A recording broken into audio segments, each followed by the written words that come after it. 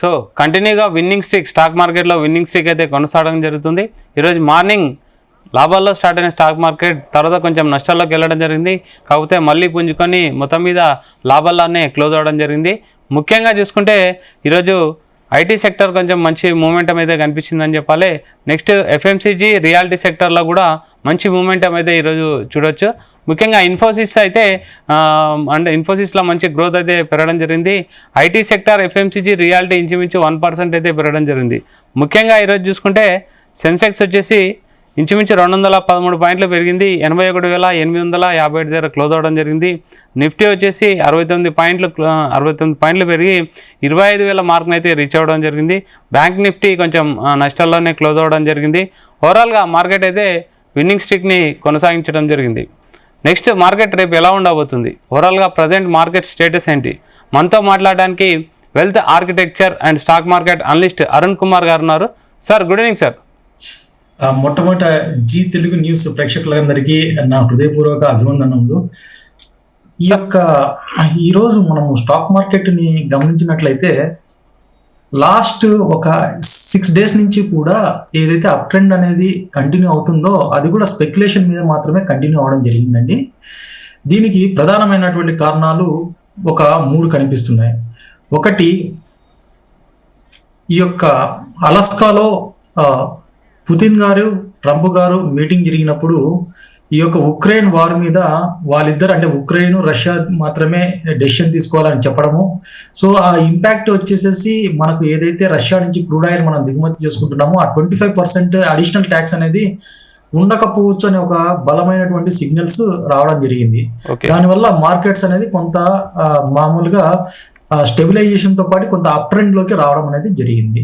దాంతో next second point మనం చూసుకుంటున్నప్పుడు మన యొక్క ప్రధాని గారు చైనా యొక్క దేశ పర్యటనకి ఖచ్చితంగా మార్గం సుగమమైంది. అలాగే అక్కడి నుంచి చైనా విదేశాంగ శాఖ మంత్రి వాంగ్ యు ఇక్కడికి రావడము, దీన్ని ప్రధానమంత్రి తోటి కలవడము, ప్రధానమంత్రి గారు దీన్ని ఒక సిస్టమేటిక్, అంటే మనము ఒక పద్ధతిలో ముందుకెళ్తున్నాము అనేటువంటి ఒక మన యొక్క దేశ ప్రయోజనాలకి మనం ఎప్పుడు కాంప్రమైజ్ కాకుండా ముందుకెళ్తున్నాము అనేటువంటి ఒక సందేశాన్ని అయితే ఇవ్వగలిగారు. దీంతో కొంత మార్కెట్స్ అనేది పాజిటివ్గా ఉంటుంది. కానీ ఇక్కడ ఐటీ సెక్టర్కి సంబంధించి కొంత ఇంకా నెగిటివ్ న్యూస్ అనేది ఇంకా ఫ్లోట్ అవుతూనే ఉంది. యాక్చువల్గా ఈ యొక్క టారిఫ్స్ ప్రభావము వల్ల మామూలుగా ఈ ఐటీ సెక్టర్లో ఏఐ ఇంప్లిమెంటేషన్ చేయాలంటే చాలా ఎక్కువగా ఇన్వెస్ట్మెంట్ పెట్టాల్సి వస్తుంది. ఇప్పటి వరకు ఏదైతే Q1 అంతకుముందు Q4లో కూడా లాభాలను అనేది సస్పెన్స్ అకౌంట్లో పెట్టుకుంటూ కొద్దిగా మార్కెట్ అనేది ఐటీ సెక్టర్ మార్కెట్ కి సపోర్ట్ చేయకుండా ఉంటూ వచ్చింది. కానీ ఈ రోజు మన ఈ యొక్క టెక్నికల్ అనాలిసిస్ చేసినప్పుడు మనము దాదాపు మన ప్రేక్షకులందరికీ కూడా ముందుగానే చెప్పడం జరిగింది. ఐటీ అనేది కొంత టర్న్ అయ్యి కొంత బ్రేక్అవుట్ అయిపోయి ఈ రోజు అప్ సైడ్ కి వెళ్ళడానికి అవకాశం ఉంటుంది. ఆ అప్ ట్రైడ్ కూడా కొంతవరకు కంటిన్యూ అయిపోయి మళ్ళా డౌన్ వచ్చిన తర్వాత మాత్రమే లైఫ్ టైం హైని మనం కలవడానికి ఉంటుంది. కాబట్టి ఇప్పుడు వచ్చేటువంటి అప్ వచ్చేసేసి కొంతవరకు కొంత రేంజ్ బౌండ్ మాత్రమే అనేది మనం చెప్పదలుచుకున్నాము. ఐటీ సెక్టర్ కన్నా చెప్పేదాన్ని బట్టి ఐటీ సెక్టర్ లో ఇప్పుడు ప్రజెంట్ ఇన్వెస్ట్ చేయొచ్చా సార్? ఐటీ సెక్టర్ లో ప్రాజెక్ట్ బేస్డ్ స్క్రిప్ట్స్ కంటే కూడా మామూలుగా సర్వీస్ బేస్డ్ స్క్రిప్ట్స్ మీద ఎక్కువగా కాన్సన్ట్రేట్ చేయమని చెప్తున్నాను. అంటే ఇప్పుడు టాప్ 10 స్క్రిప్ట్స్ లో ఇప్పుడు వచ్చేసి టీసీఎస్ కానీ, ఇన్ఫోసిస్ కానీ, హెచ్సిఎల్ టెక్నాలజీ కానీ, ప్లస్ ఎల్టీఐఎం కానీ, ప్లస్ ఇంకా విప్రో కానీ, ఇవన్నీ కూడా ఏంటంటే ఇంకా కొంత టైం పడుతుంది సార్. ఈ ప్రాజెక్ట్స్ మాత్రమే ప్రాజెక్ట్ బేస్డ్ ఎక్కువగా ప్రాఫిటబిలిటీ అనేది బుక్ చేసుకోవడం జరుగుతూ ఉంటుంది. కానీ ఇక్కడ మనకు సర్వీస్ బేస్డ్, అంటే మామూలుగా వీళ్ళు ఇచ్చేటువంటి సెకండ్ లైన్ ఏదైతే మీడియం రేంజ్ కంపెనీస్ ఉంటాయో, కోఫోర్జ్ కానీ, పర్సిస్టెన్స్ కానీ, ఎంఫసిస్ కానీ, సొనాటా కానీ, ఇంకా ఇవి చిన్న కంపెనీస్ కానీ, చిన్న నుంచి అంటే స్మాల్ నుంచి మీడియం రేంజ్ ఏదైతే ఐటీ సెక్టర్ లో ఉన్నాయో అవన్నీ కూడా బెనిఫిట్ అవడానికి అవకాశం ఉంటుంది. So irrespective of the dollar ఈ సర్వీస్ సెక్టర్ అనేది చాలా ముందుకెళ్ళడం అనేది జరుగుతుంటుంది. ఇది చాలా జాగ్రత్తగా గమనించి ఈ రకంగా ఐటీ సెక్టర్ లో మనకు ఒక phase wise or trends wise మనము స్టాక్స్ అనేది ఇన్వెస్ట్మెంట్ చేసుకుంటా ముందుకు వెళ్ళడానికి అవకాశం ఉంటుంది. సార్ ఇంకోటి ఈ రోజు గన బ్యాంకింగ్ సెక్టర్ చూసుకుంటున్నప్పుడు ఈ రేట్ కట్ సైకిల్ అనేది కొంత ఇంకా అనానిమస్, అంటే ఇంకా కొంత కంటిన్యూ అవుతుందా, ఓన్లీ 50 బేసిస్ పాయింట్స్ అవుతుందా, లేదా కొన్ని ఇంటర్నేషనల్ ఆర్గనైజేషన్స్ ఎక్స్పెక్ట్ చేస్తున్నట్టు ఒక 250 పాయింట్స్ వరకు కూడా ఇంకా వెళ్తుందా అనేది కొంత సందిగ్ధత ఉంది. 250 పాయింట్ వరకే వెళ్ళడానికి అవకాశం లేదు. బట్ 50 to 100 పాయింట్స్ అయితే ఖచ్చితంగా జరగడానికి అవకాశం ఉంటుంది వచ్చే ఆర్బీఐ యొక్క పాలసీ రివ్యూస్ మీటింగ్స్ లో. కాబట్టి దీన్ని కూడా జాగ్రత్తగా చేసుకొని మార్కెట్ లో కొంత ముందుకెళ్ళడం జరుగుతుంది. అలాగే ఎఫ్ఐఎస్ ఫ్లోస్ అనేది కూడా మనకు డిఐఎస్ తోటి కంప్లీట్ చేసుకున్న మనకు లాస్ట్ మంత్ 18th నుంచి మనము చెక్ చేస్తుంటే వాళ్ళు మామూలుగా ఇన్వెస్ట్మెంట్స్ అనేది అంత ఎక్కువగా పెరగకపోయినా ఇక్కడ నుంచి అవుట్ ఫ్లో అనేది మాత్రం చాలా తగ్గిందండి. సో నెట్ ఇన్ఫ్లో అనేది మాత్రం పెరగడానికి అవకాశం ఉంది, ఇంకా పెరుగుతున్నది కూడా. సో ఆ రకంగా చూసుకుంటున్నప్పుడు ఎఫ్ఐఎస్ అవుట్ ఫ్లో కూడా ఉంది కాబట్టి మార్కెట్ కి మంచి సపోర్టింగ్ రావచ్చు. సో బ్యాంకింగ్ సెక్టర్ లో కూడా ప్రైవేట్ బ్యాంక్స్ కంటే కూడా నెక్స్ట్ రాబోయే ఈ యొక్క క్వార్టర్ లో కానీ వచ్చే క్వార్టర్ లో కానీ మనకు మొత్తం మీద చెప్పాలంటే పబ్లిక్ సెక్టర్ బ్యాంక్స్ వచ్చేసి కొంత పర్ఫార్మెన్స్ బాగా చూపించడానికి అవకాశం ఉంటుంది. కాబట్టి బిఎఫ్ఎస్ఐ సెక్టర్ లో కూడా ఈ యొక్క జాగ్రత్తగా మీరు గమనించి దీన్ని మనకు ఇన్వెస్ట్మెంట్స్ అనేది ముందుకు తీసుకెళ్ళగలరు. సార్ ఇప్పుడు ఓవరాల్ గా మీరు చెప్పినట్టు మాక్సిమం అన్ని అన్సర్టనిటీస్ అయితే తొలగిపోయినట్టే. అయితే ఇన్వెస్టర్లు ప్రజెంట్ ఉన్న సిచ్యువేషన్ లో ఎలాంటి స్ట్రాటజీని మెయింటైన్ చేస్తే కొంచెం వాళ్ళు లాభాల్లో ఉంటారు? మనము యాక్చువల్ గా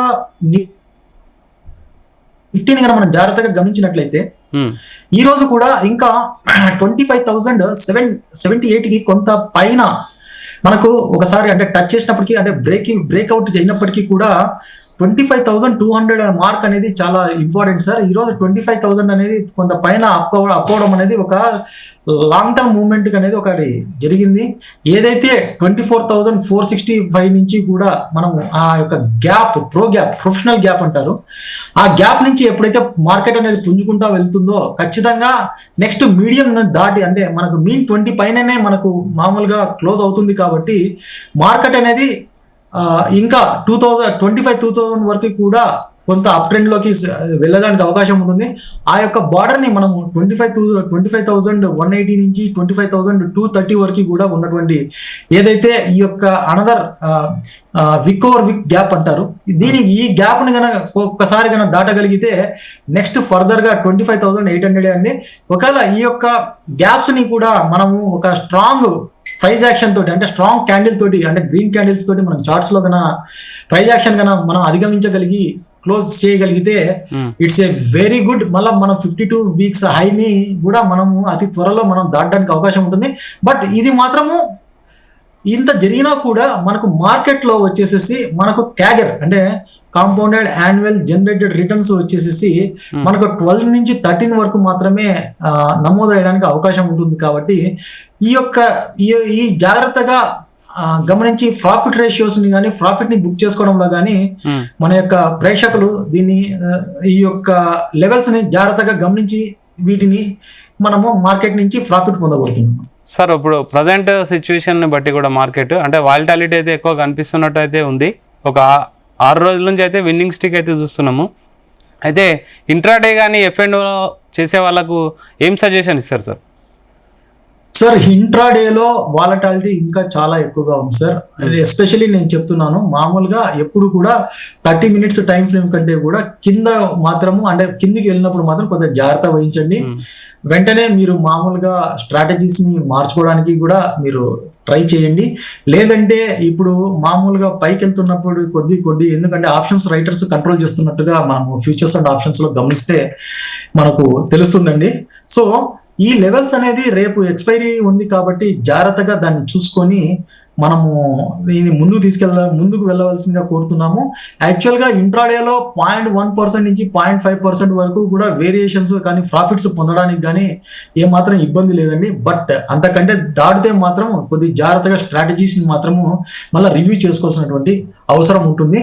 సో ఇప్పుడు మామూలుగా బుల్ కాల్ స్ప్రెడ్ అనేది మనకు ప్రెజెంట్ కనిపిస్తున్నప్పటికీ కూడా బుల్ కాల్ స్ప్రెడ్ కంటే కూడా కొంత మార్కెట్ డౌన్ అయినప్పుడు మనము బేర్ పుట్ స్ప్రెడ్స్ అనేది కొద్దిగా మనము తీసుకొని కొంత ఎక్కువ లాభాలు పొందడానికి అవకాశం ఉంటుంది సార్. ఓకే సార్, ఫైనల్ గా రేపు మార్కెట్ ఎలా ఉండదు సార్ మీ అబ్జర్వేషన్ ప్రకారం? రేపు కొంత వాలటాలిటీ అనేది కొంత చెక్ చేసుకోవచ్చండి. ఎందుకంటే స్టిల్ మనకు మామూలుగా ఏదైతే కరెంట్ డెఫిషియట్ కి ఉపయోగపడేటువంటి, అంటే కరెంట్ డెఫిషియట్ ని డిసైడ్ చేసేటువంటి న్యాచురల్ గ్యాస్ కానీ, ఆయిల్ కానీ, ఈ యొక్క ఇంపోర్ట్స్ అంటే గోల్డ్ కానీ, సిల్వర్ కానీ కొంత స్టాగ్నేటివ్ స్టేజ్లో ఉన్నాయి. కాబట్టి రేపు మార్కెట్ వాలటాలిటీ వచ్చేసి మేజర్గా అంత ఉండకపోవచ్చు. కానీ వేరే రంగాలు, అంటే ఈరోజు మనం జాగ్రత్తగా గమనించినట్లయితే హెల్త్ సెక్టర్, బ్యాంకింగ్ సెక్టర్ కానీ రేపు సపోర్ట్ ఇచ్చినట్లయితే అప్ అవ్వడానికి అవకాశం ఉంటుంది. లేదంటే కూడా కొంత 0.1% నుంచి 0.5% వరకు కొంత డౌన్ అవ్వడానికి కూడా అవకాశం ఉంటుందండి. ఎందుకంటే రేపు ఎక్స్పైరీ కాబట్టి మనకు లెవెల్స్ 25K లెవెల్స్ వద్ద మనకు స్ట్రాంగ్ సపోర్ట్ అనేది దొరుకుతా ఉంది. సార్ ఫైనల్ అంటే ఇంకోటి కమ్యూడిటీ మార్కెట్ గురించి ఏం చెప్తారు sir final word? Sir commodity market కొంతవరకు నేను దూరంగా ఉన్నామనే చెప్తాను.